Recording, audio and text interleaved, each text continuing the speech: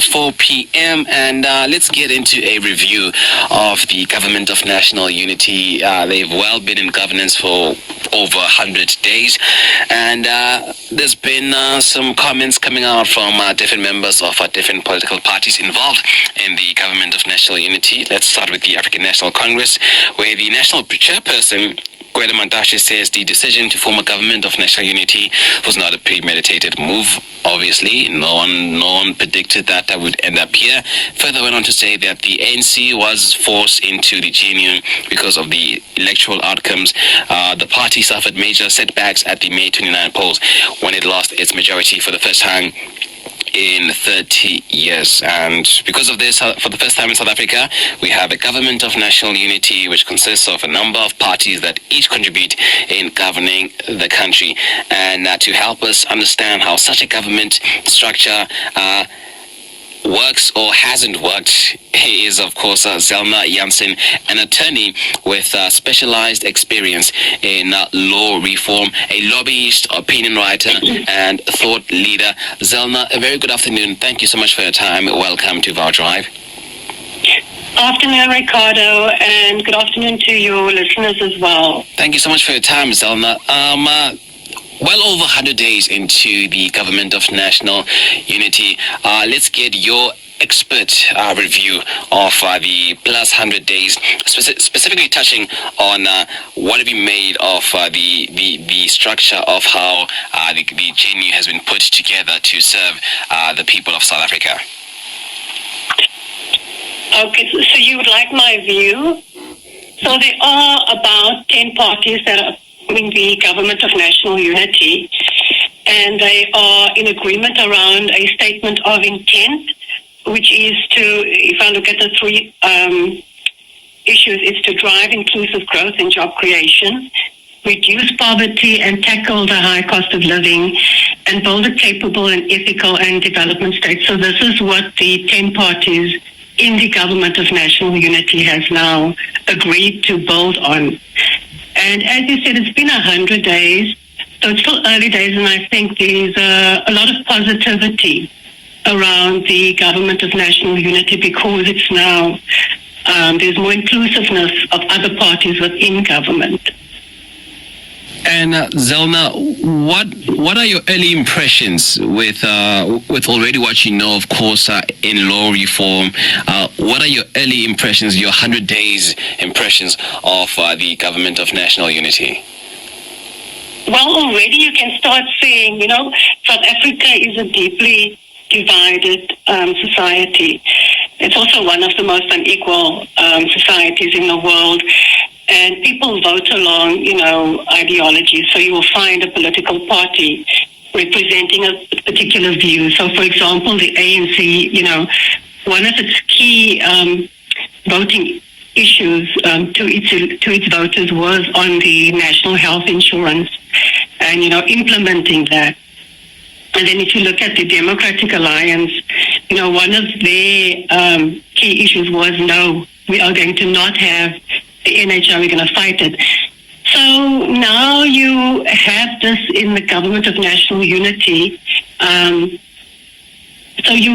think it's normal, it's normal to have these divisions, and hopefully there can be, sort of conversions or agreement around some of the issues between the two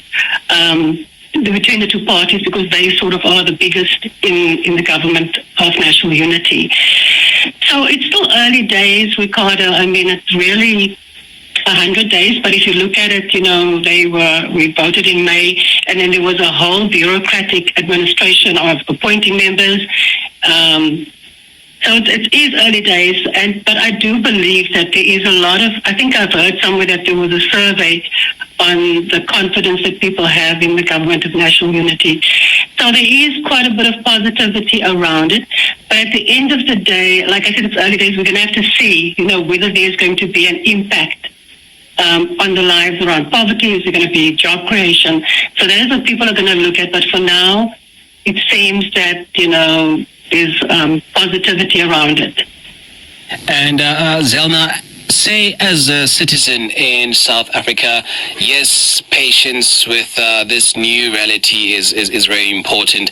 But then at the same time, as a citizen, which type of questions would you say that we should be asking? Yes, there's the patience hanging over our heads that we need to extend to the government of national unity. But as citizens, what questions do we need to ask of the government of national unity as we also lend them the patience that they desire to make this a success?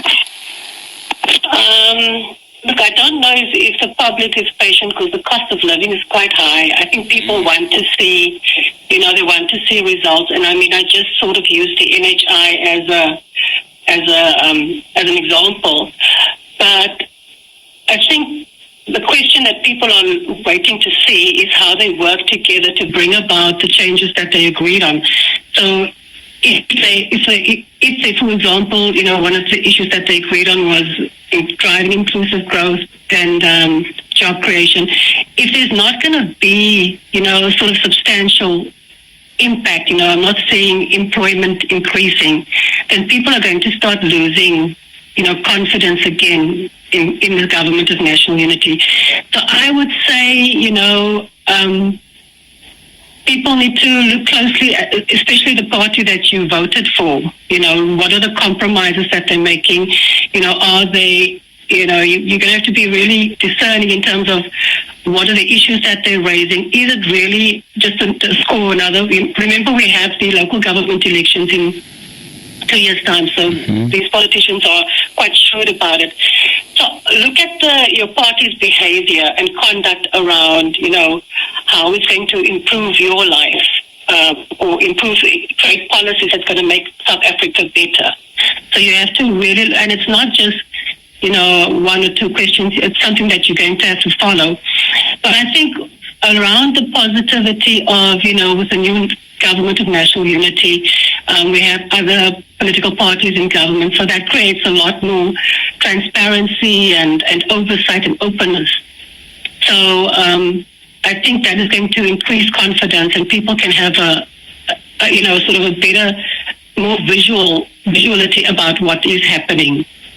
Yeah. You also have to be careful about what your politicians are saying. Yeah, great points brought up, Zelna. I genuinely look forward to having a conversation with you around the subject, but in 2026, I imagine it would make for an even more interesting conversation come those local elections, because I'm sure by then we'll have much more data and subject matters to speak on when it comes to the government of national unity. But listen, you were absolutely of assistance, great help today. Thank you so much for your time and lending your expert opinion on such an important subject. Yeah, no, you're welcome. Just one last point I want to make, that if you find political parties in the GNU sort of like going to court, so let's use the NHR as an example again, where, the DA say if the ANC were to implement it, they pass the bill, it's signed into law, and then the DA takes it to court. These are normal things in politics, so we shouldn't be surprised, because it represents the two different ideologies in South Africa.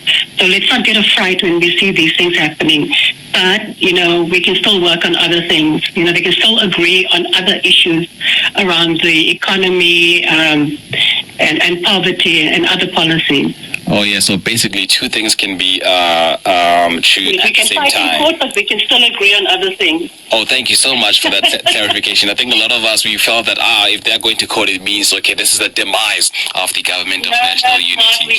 I think that's the normality of South Africa, because we have such opposing views. It does not get a fright when we see these things happening. Yeah, and I guess because this government structure is such a new reality to us that we haven't really understood the dynamics that exist, that yes, we can fight, but doesn't mean we are throwing away of the bigger picture.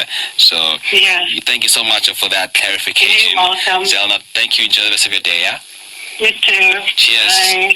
That was Zelna Jansen, an attorney with a specialized experience in law reform, a lobbyist, opinion writer, and thought leader, sharing her expert opinion on the government of national unity post the 100 days since it was established. And as more of these things are developed, we'll have more of these conversations on the political agenda right here on